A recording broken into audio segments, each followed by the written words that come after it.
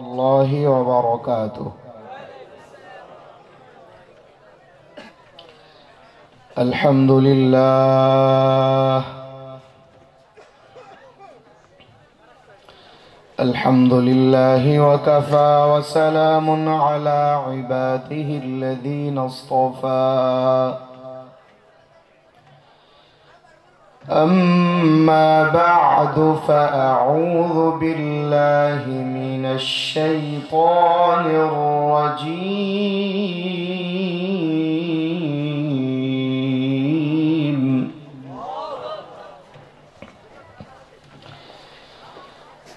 بسم الله الرحمن الرحيم.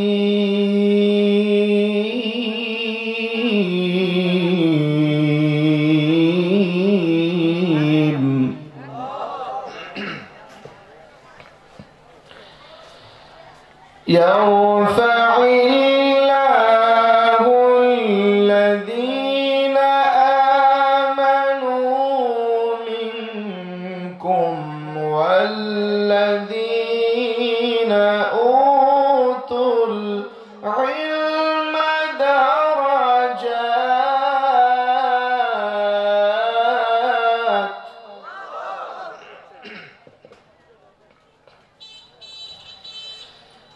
والله بما تعملون خبير.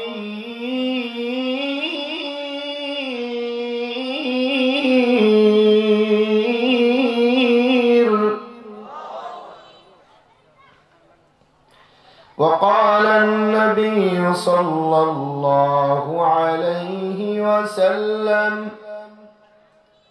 فضل العالم على العابد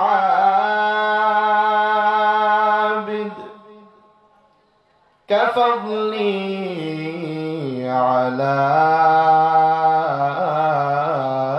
أدناكم. صدق الله المولانا العظيم، وصدق رسوله النبي الكريم، ونحن على ذلك من الشاهدين والشاكرين والذاكرين، والحمد لله رب العالمين. سبحانك لا علم لنا إلا ما علمتنا، إنك أنت العليم الحكيم. تکبیر میں کلمہ میں نمازوں میں اذا میں، تکبیر میں کلمہ میں نمازوں میں اذا میں، اے نام الہی سے ملا نام محمد، اے نام الہی سے ملا نام محمد۔ فرماتے ہیں آدم کو مجھے خلد تیری میں، لکھا ہوا تو باپ ملا نام محمد، لکھا ہوا تو باپ ملا نام محمد۔ الحمد لمن قدر خيرا وقبالا، والشكر لمن صور حسنا وجمالا، لا ضد ولا ند ولا حد لمولى، الآن كما كان ولم يلق زوالا، الآن كما كان ولم يلق زوالا، ইলাহা ইল্লাল্লাহ লা ইলাহা ইল্লাল্লাহ লা ইলাহা ইল্লাল্লাহ লা ইলাহা ইল্লাল্লাহ লা ইলাহা ইল্লাল্লাহ লা ইলাহা ইল্লাল্লাহ লা ইলাহা ইল্লাল্লাহ লা ইলাহা ইল্লাল্লাহ লা ইলাহা ইল্লাল্লাহ লা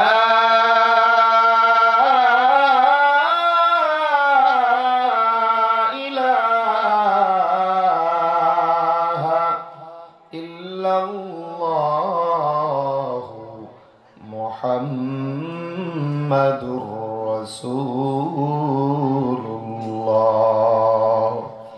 সাল্লাল্লাহু আলাইহি ওয়াসাল্লাম। আলহামদুলিল্লাহ। উপস্থিত বেলাসিয়াপাড়া কেন্দ্রীয় জামে মসজিদ ও দারুস সুন্নাহ দারুস সালাম নুরানি হাফিজিয়া মাদ্রাসা ও এতিমখানার উদ্যোগে হাফেজ ছাত্রদের পাগড়ি প্রদান উপলক্ষে অষ্টমতম বার্ষিকী ওয়াজ ও দোয়ার মাহফিলে উপস্থিত আছেন সম্মানিত সভাপতি হাফেজ মাওলানা মুফতি ইয়াহিয়া সুতারপুরি দামাত বারাকাতুহুম। আজকে উপস্থিত আছেন মাহফিলের সম্মানিত সহ সভাপতি, আরো উপস্থিত আছেন আজকের মাহফিলের প্রধান অতিথি জনাব মোহাম্মদ মুস্তাফিজুর রহমান মামুন সাহেব, মাহফিলের বিশেষ অতিথিবৃন্দ। আমার পূর্বে সুললিত কণ্ঠে কোরআন ও হাদিসের চমৎকার আলোচনা করেছেন আপনাদের সম্মুখে বিশিষ্ট ইসলামী চিন্তাবিদ, মিষ্টিভাষী তরুণ বক্তা হাফেজ মাওলানা মাহমুদুল হাসান মাহমুদি সাহেব। সেই সন্ধ্যা থেকে নিয়ে আপনারা এতক্ষণ পর্যন্ত উলামায়ে কেরামের জবান থেকে দামি দামি কথাগুলো আপনারা শুনেছেন। আমরা এই পর্যন্ত যতগুলো কথা কোরআন ও হাদিসের আলোকে শুনেছি, আল্লাহ পাক যেন এই সমস্ত কথাগুলোর উপরে, উপদেশগুলোর উপরে আমল করার তৌফিক দান করেন, বলুন আমিন। আমি আপনাদের সম্মুখে উপস্থিত হয়েছি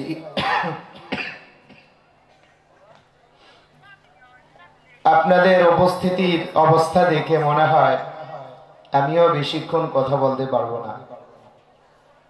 বর্তমানে এমন একটা সিজন, এমন একটা সময়, অধিকাংশ বক্তাদেরই ঠান্ডার একটা সমস্যা।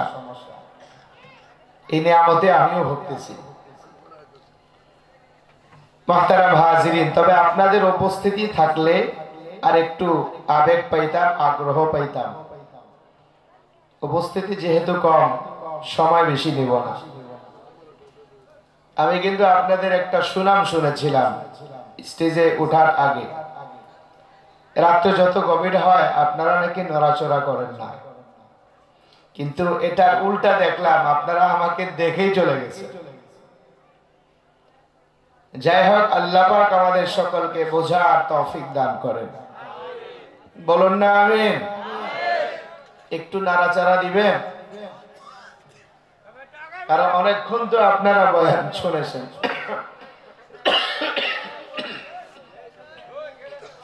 লম্বা সময় আপনারা বয়ান শুনেছেন। ধান যখন চিটা হয়ে যায়, বাতাস লাগলে উড়ে যায়, মূল দানগুলোই থাকে, ঠিক না বেঠিক? শেষ পর্যন্ত সঠিক শ্রোতা, আসল শ্রোতা কারা, এটা দোয়ার আগ পর্যন্ত প্রমাণ হবে ইনশাআল্লাহ। আপনারা কি আমার কথা বোঝেন? এই জন্য যারাই বোঝেন, যারাই আছেন, একটু জবান খুলে কথা বলবেন। আমাদের এখানে কে উপস্থিত করে দিয়েছেন? যারা আওয়াজ করে বলেন কে? আবার যদি আমাদেরকে এখান থেকে বিদায় দেন, কে দিবেন? হায়াতের মালিক কে? মাউতের মালিক কে? আমাদের কার কখন মৃত্যু আছে জানি? হইতে পারে এই মাহফিলের প্যান্ডেল থেকে বের হওয়ার আগেই হইতে পারে কি পারে না? আপনাদের এই মাহফিলটা কি সারা বছরে কয়টা হয়? 10-15টা? কতটা হয়? আজকের পরে মনে হয় 1 বছরের আগে আর হবে। তো এতক্ষণে মাত্র 2-4 ঘন্টায় কি হরান হয়ে গেলেন? যারা আশেপাশে আছেন অনুরোধ করছি আপনারা আসেন, মনোযোগ সহকারে বয়ান শুনেন, শেষ পর্যন্ত থাকেন। হইতে পারে আল্লাহ পাক আপনার নসিহতের মাধ্যমে কোন কথায় আপনি হেদায়েত পেয়ে যাবেন এটা আপনিও জানেন না। এজন্য খেয়াল রাখতে হবে, শেষ ভালো যার সব ভালো তা। এই কথাটা মনে থাকবে তো? আমি আপনাদের সম্মুখে সূরাতুল মুজাদিলা 11 নম্বর আয়াতের শেষ দিকের অংশ তিলাওয়াত করেছি। নবীজির অসংখ্য হাদিসের বাণী থেকে মাত্র একটি হাদিস তিলাওয়াত করেছি। আয়াত এবং হাদিসকে সামনে রেখে আপনাদের সম্মুখে কিছু গুরুত্বপূর্ণ আলোচনা পেশ করার জন্য চেষ্টা করব, আপনাদের যদি মনোযোগ থাকে। কি বলেন? নড়াচড়া হবে না তো? নিম্ন চাপ উপরের চাপ হবে না তো? নিম্ন চাপ বুঝেন? আল্লাহ বোঝার তৌফিক দান করেন। প্রিয় উপস্থিতি, সম্মান দেওয়ার মালিক কে? আবার অসম্মান করার মালিক কে? আজকে যে নাড়া হয়েছে, ভূমিকম্পের নাড়া দিয়েছেন কে? যারা বলেন কে দিয়েছেন?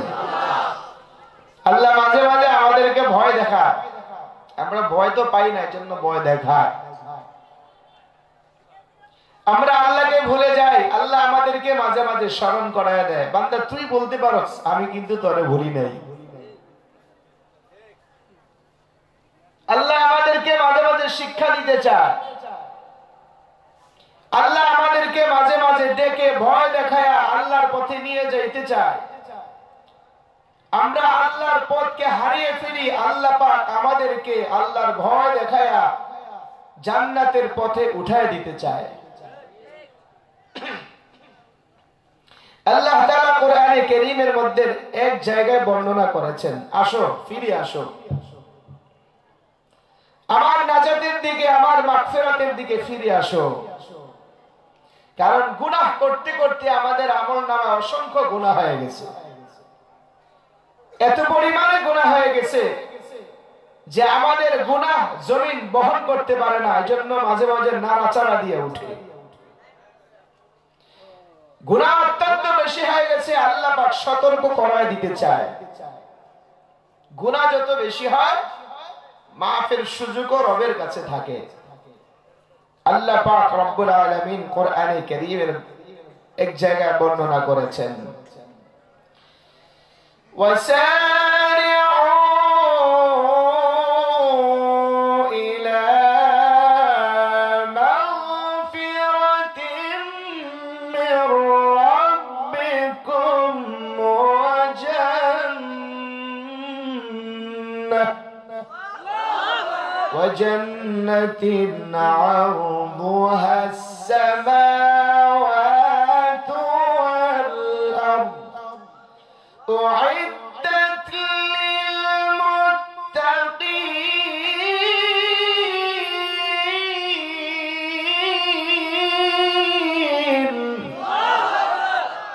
الله পাক বলেন وسارعوا إلى مغفرة من ربكم وجنة আল্লাহ বলে, ও বান্দা তোমাদের রবের জান্নাতের দিকে এবং মাগফিরাতের দিকে তোমরা ফিরে এসো। আমরা জাহান্নামের দিকে দৌড়াচ্ছি।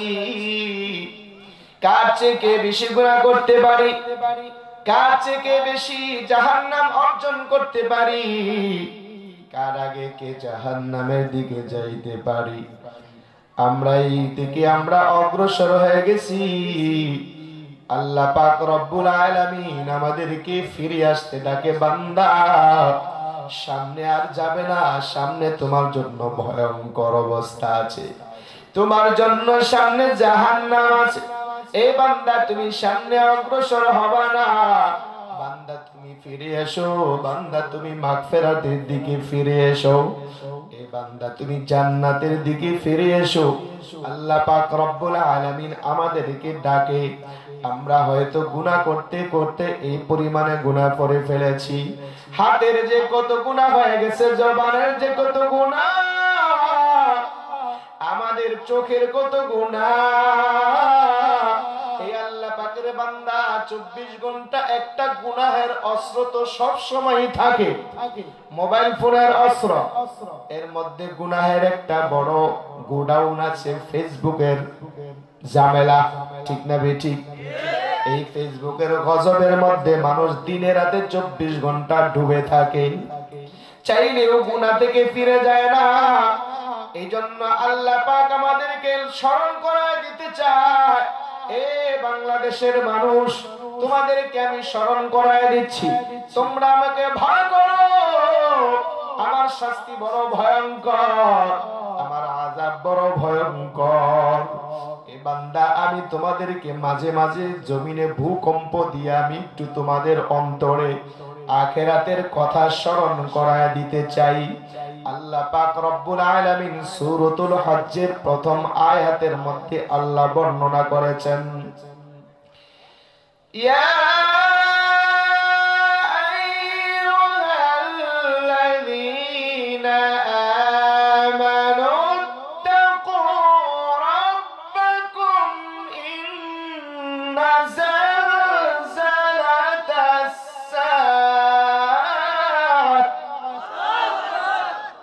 ইন্না জালজালাতাস সাআতি শাইউন আজীব।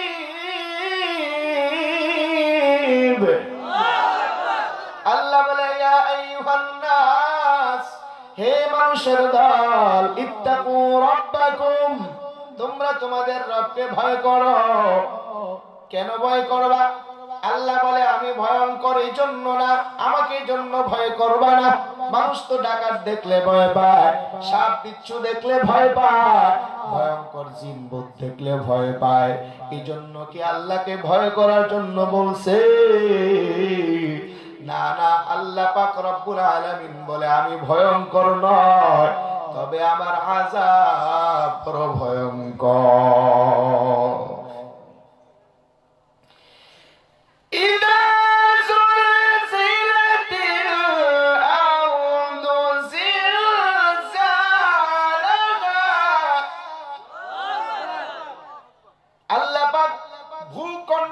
ভূমিকে লড়া দিয়া আমাদেরকে কিয়ামতের কথা স্মরণ করায় দিতে চায়।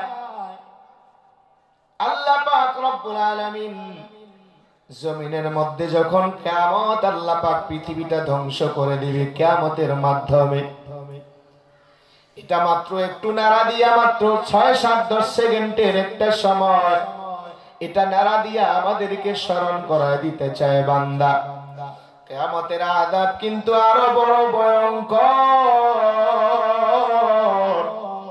যে কিয়ামতের আযাবের মধ্যে তোমরা যদি পাও, তাহলে কিয়ামতের আযাবটা কেমন হবে? আল্লাহ পাক সূরাতুল হজ্জের 3য় আয়াতে বলেন, ইয়াউমা তারাউনাহা তাযহালু কুল্লু মুরদি'আতিন আম্মা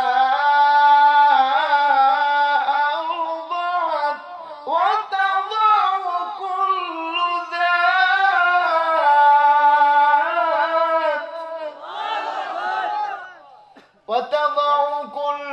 ذات حمل حملها وترى الناس سكارى وما هم بسكارى ولكن عذاب الله شديد